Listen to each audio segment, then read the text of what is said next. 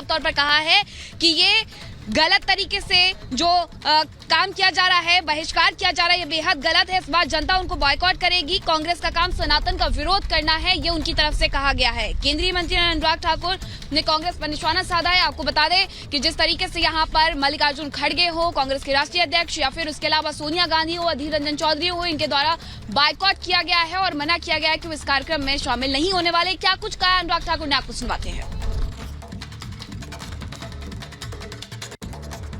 देखिए, कांग्रेस ने जब जब सनातन को कुचलने की आवाज उठाई, जब जब हिंदू का अपमान किया और जब जब भगवान राम के अस्तित्व पर ही प्रश्न चिन्ह खड़े किए, तब तब कांग्रेस का बुरा हाल हुआ है। और कांग्रेस आज हालत क्या है? भगवान राम को काल्पनिक बताती हैं, राम सेतु को काल्पनिक बताती हैं, भगवान राम के रामलला की जन्मभूमि को जो केस इतने वर्षों तक चला, उसके लिए अपने वकील वहां तक कांग्रेस के समर्थकों ने खड़े कर दिए ताकि रामलला का वो केस ना जीत पाए, भव्य राम मंदिर ना बन पाए। कांग्रेस ने वो हर संभव प्रयास किया कि वापस बाबरी मस्जिद बन जाए। ऐसा हर वो काम किया जब राम को नकारने का हो, राम को काल्पनिक बताने का हो। ये कांग्रेस की सोच है, लेकिन हमारे लिए मर्यादा पुरुषोत्तम राम एक आदर्श है।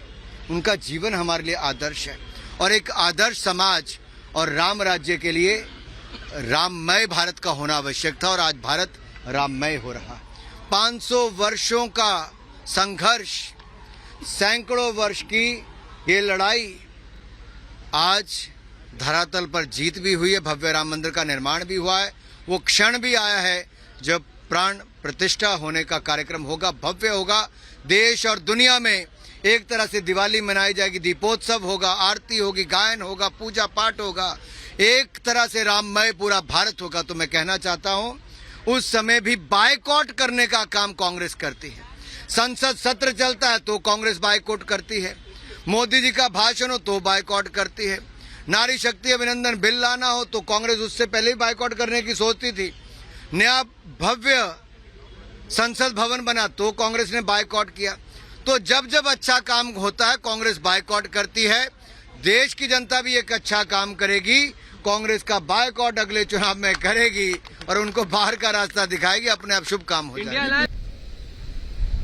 तो आपने सुना, यहाँ पर अनुराग ठाकुर साफ तौर पर ये कह रहे हैं कि कांग्रेस का बायकॉट अब जनता करेगी। बीजेपी लगातार इस मसले पर निशाना साधते हुए नजर आ रही है और कांग्रेस को लेकर के यहाँ सुधांशु त्रिवेदी ने भी कहा है कि कांग्रेस मोदी विरोधी होते होते राम विरोधी हो गई है और बॉयकॉट करना अब इनकी आदत में आ गया है। जिस तरीके से यहाँ बीजेपी लगातार निशाना साध रही है चंद वोटों के लिए, जिस तरीके से यहाँ बायकॉट किया जा रहा है, चंद कट्टर वोटों के लिए ये बहिष्कार किया जा रहा है। कांग्रेस के लिए कट्टरपंथी राजनीति अहम है और जनता कांग्रेस का बहिष्कार कर रही है। कांग्रेस खुद को बदल सकती थी, ये बीजेपी की तरफ से कहा गया है। निशाना साधा जा रहा है कि जिस तरीके से अधीर रंजन चौधरी हो या फिर मल्लिकार्जुन खड़गे हो, सोनिया गांधी हो, तमाम ऐसे नेता कांग्रेस के जिन्होंने इस न्योते का बहिष्कार किया है, इनकार किया है। सुनवाते हैं आपको क्या कुछ कहा है यहाँ पर सुधांशु त्रिवेदी ने। बताइए इससे ज्यादा क्या होगा कि श्री राम जन्मभूमि केस में जो बाबरी मस्जिद पक्ष के पक्षकार इकबाल अंसारी थे, उनको इनवाइट किया गया है। यह हिंदू धर्म की महान उदारता के परंपरा के अनुरूप है। गोली चलाने वालों को भी इनवाइट किया गया। बताइए, वो आने को तैयार हैं जो मुख्य पक्षकार थे, मगर चंद कट्टरपंथी वोटों की तिजारत की गला काट प्रतिस्पर्धा में कांग्रेस और कांग्रेस गोत्र के सारे दल, कांग्रेस की परंपरा के सारे दल आज हाहाकार मचाने को तैयार है। मतलब आपने एक हिंदी में कहावत सुनी होगी ना कि मुद्दई सुस्त गवाह चुस्त। यहां तो मुद्दई साथ में आके खड़ा हो गया है, मगर इसके बावजूद इन लोगों के मन में अभी भी वह लोभ दिखाई पड़ रहा है। तो मैं कह सकता हूं कि एक कहावत होती है कि राम नाम कड़वा लगे और प्यारा लागे दाम, तो दुविधा में दोनों गए, न माया मिली न राम। तो आपने सुना कि क्या कुछ बीजेपी की तरफ से यहाँ पर कहा जा रहा है। आपको बताएं कि जिस तरीके से इंडी गठबंधन के नेता जो है वो लगातार बॉयकॉट कर रहे हैं, तो दूसरी तरफ बीजेपी भी लगातार निशाना साध रही है। 22 जनवरी को प्रभु श्री राम भव्य राम मंदिर में विराजमान होने वाले हैं, लेकिन इससे लेकर के तुष्टीकरण की जो राजनीति की जा रही है उसे लेकर के अब नेता गिरते हुए नजर आ रहे हैं। इस रिपोर्ट में आपको दिखाते हैं।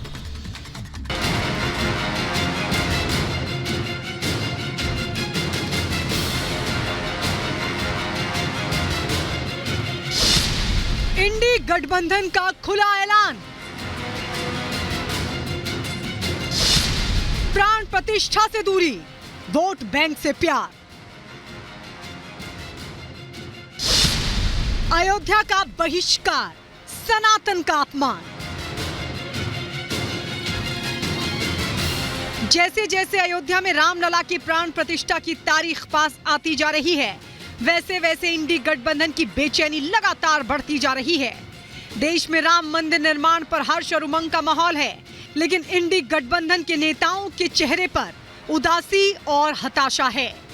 इसका एक ही कारण है, वोट बैंक की सियासत, जिसने तमाम खींचतान के बावजूद अयोध्या के मुद्दे पर गठबंधन के नेताओं को एक साथ खड़ा कर दिया है। इंडी गठबंधन की राजनीति समझने के लिए आपको सबसे पहले कुछ दिनों पुराना ये बयान सुनना चाहिए। சனாதன எதிர்ப்பு மாநாடு என்று போடாமல் சனாதன ஒழிப்பு மாநாடு என்று நீங்கள் இதை போட்டிருக்கிறீர்கள், இதை அழைத்திருக்கிறீர்கள், இந்த நிகழ்ச்சிக்கு பெயரிட்டீர்கள். அதற்கு என்னுடைய வாழ்த்துக்கள். சிலவற்றை நாம் ஒழிக்கத்தான் வேண்டும், எதிர்க்க முடியாது.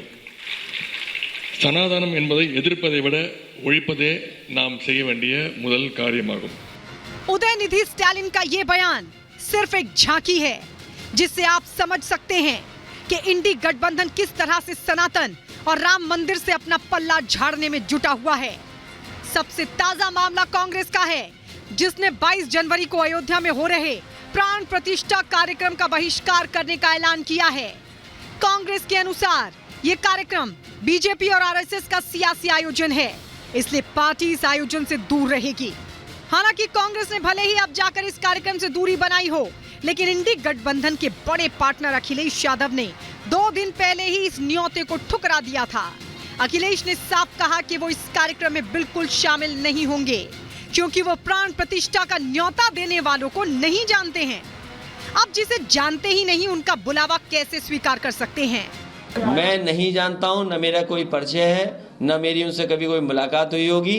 जो परिचय वाले हैं, हमारे व्यवहार में यही माना जाता है, जो परिचय जिनका होता है वही एक दूसरे को व्यवहार देते हैं। सिर्फ अखिलेश ही नहीं, शरद पवार, ममता बनर्जी, सीपीएम और उद्धव ठाकरे की पार्टी के नेताओं ने भी इस कार्यक्रम से दूर रहने का ऐलान कर दिया है।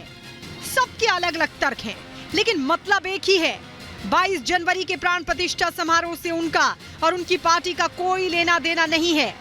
टीएमसी चीफ ममता बनर्जी का कहना है कि वो लोगों को धार्मिक आधार पर बांटने में विश्वास नहीं करती है। एनसीपी नेता शरद पवार ने बताया कि अयोध्या में अभी भी बहुत भीड़ है, इसलिए बाद में जाएंगे। सीपीएम के सीताराम येचुरी का दावा है कि राजनीतिक लाभ के लिए धर्म का इस्तेमाल किया जा रहा है, इसलिए नहीं जा रहे हैं। जबकि उद्धव गुट के नेता संजय राउत ने कहा कि बीजेपी के इस समारोह में उनकी पार्टी का कोई नेता शामिल नहीं होगा। धर्म का उपयोग राजनीति के खिलाफ है। धर्म का उपयोग राजनीति में नहीं होना चाहिए। भगवान राम हम सबके हैं, हमारे आस्था का प्रश्न है। राजनीति में विचारों की लड़ाई होती है लोकतंत्र को बचाने की। अब सवाल है कि आखिर समाज के सभी वर्गों का प्रतिनिधित्व का दावा करने वाले इंडी गठबंधन के नेता इस आयोजन से क्यों भड़के हुए हैं? क्या वोट बैंक खिसकने का डर है? कानूनी तौर पर बनने वाले मंदिर से क्या परेशानी है? क्या चुनावों में सनातन के अपमान से ही उन्हें वोट मिलेंगे? हालांकि कांग्रेस के कुछ नेता ऐसे भी हैं जो खुलेआम पार्टी से इतर अपनी राय जाहिर कर रहे हैं। हिमाचल प्रदेश के मंत्री विक्रमादित्य सिंह ने प्राण प्रतिष्ठा का निमंत्रण मिलना सौभाग्य की बात मानी। मैं समझता हूं कि मैं सौभाग्यशाली हूं कि हिमाचल में कुछ ही लोगों को जो है वो 22 तारीख का प्राण प्रतिष्ठा का निमंत्रण मिला है। एक हिंदू होने के नाते और देव समाज में विश्वास रखने होने के नाते ये मेरा परम दायित्व है, मेरी जिम्मेवारी है कि मैं उस दिन वहाँ पर उपस्थित रहूँगा भी और इस इतिहास को बनते हुए जो है मैं इसका गवाह बनूंगा। न्योता मिलने के बाद कार्यक्रम से पल्ला झाड़ने पर बीजेपी ने भी गठबंधन नेताओं की मंशा पर सवाल खड़े किए हैं।